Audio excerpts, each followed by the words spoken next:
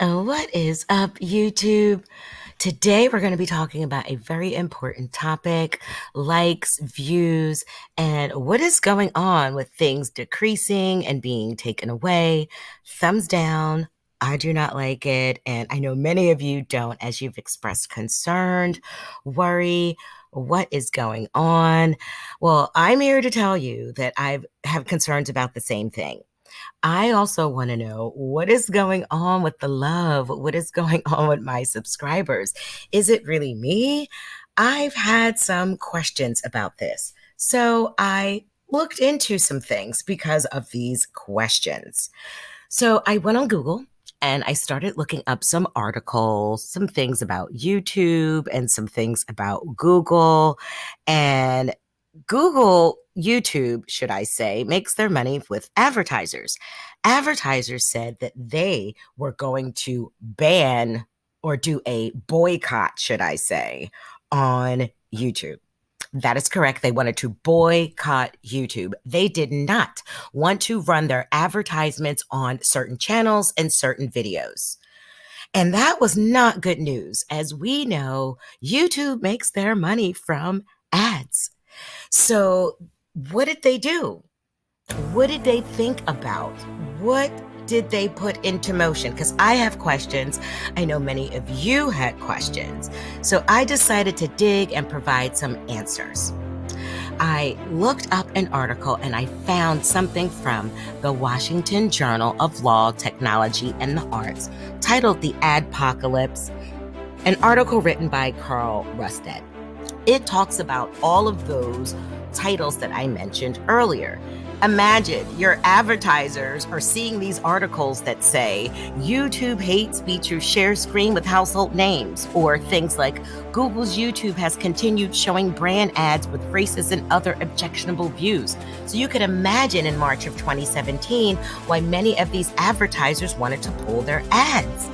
Google responded by implementing broader demonetization policies, strengthening advertiser control to automatically weed out inappropriate comment, excluding certain categories like tragedy, even things that were in conflict or sensitive social issues. I had questions. So I looked to fandom to look up more about this adpocalypse and how it had affected us as YouTubers. And there were believe it or not, four major incidences that caused the adpocalypse. The very first one started in 2016 and a huge outcry in 2017 with PewDiePie making anti-Semitic comments. Now, this was bad because advertisers do not want their video running on a channel with that many subscribers with such a horrible message. So many things started to happen from 2016 to 2017, and YouTube came out with family-friendly content. Many channels started to see a decrease because they were like, what do you mean? I've been doing this for a long time. Well, believe it or not, their videos, their titles, their thumbnails, all of those things were being picked apart, even if they had one thing that YouTube may have seen as negative.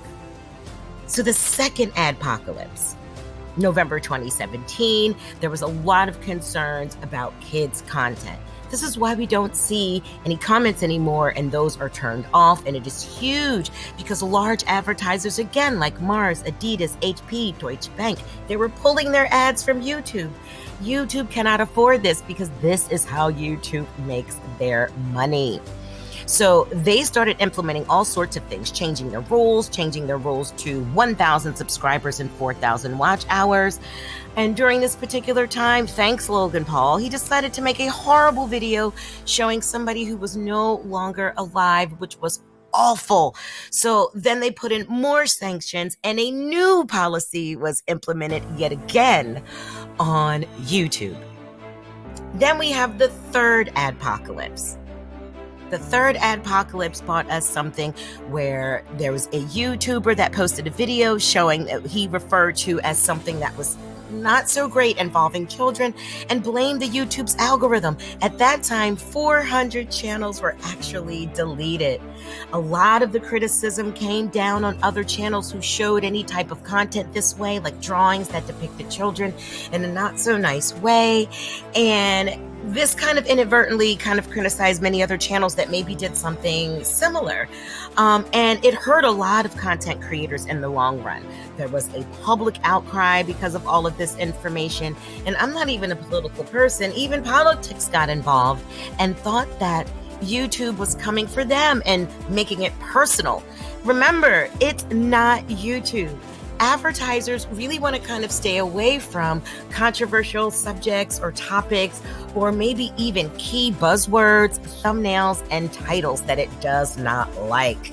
So again, the fourth adpocalypse, where in May 2019, a Vox reporter named Carlos Mazo began to contacting YouTube, demanding them to demonetize and stop hate speech. So the terms of service and monetization were tightened up again in Adpocalypse 2.0, and a new policy in December 2019 was rolled out for anti-harassment and bullying. This also made a huge response of controversy, as many people felt as though it had a negative connotation on their channel, and other larger content creators were getting away with things. So what can we do about all of this as content creators? I'm going to help you out here on YouTube, everybody. We're going to talk about your editing skills, and we're going to talk about your data entry skills, what you could really enter into this algorithm to make YouTube happy and their advertisers happy. So they want to run ads, and you could do really well here. We want you to reach your goals and use values, have a vision. You have great skills, and you've motivated me here. So what can you do? You may have noticed, or maybe not, that I have updated my thumbnail. I have done some research on what advertisers and what Google looks for as a recognizable thumbnail. So if you are putting something on your thumbnail, even a word or a keyword that YouTube or advertisers may not like, they may not push your content, or worse, not put any ads or run certain ads on your channel. You can make recognizable thumbnails. You can make a few different ones. As you see, I have another thumbnail here for my careers that is more of a bright purple, and it's very, very cool to kind of niche myself so that advertisers and YouTube can recognize what my channel is all about. We don't want them to guess and put us in a category, take out views, use a key term that we may have used or may not have meant against us. It's all about those positive impressions. Remember, although the algorithm may have changed multiple times because of some things that content creators have done, and YouTube really wanted to make their advertisers happy, it is not the algorithm, it is you. Even advertisers want to run ads on your great channel, but they are afraid of key buzzwords. They are afraid of certain terms. They are not sure what they're going to find in your video if there is not a great thumbnail that can kind of reflect what they may see. Allow this to become recognizable to the algorithm and recognizable to YouTube. Don't fall into those pitfalls of following what some of the large content creators have done and what they're doing, because keep in mind, they may not have ads running, they may be demonetized, and they might just be going off sheer sponsorships.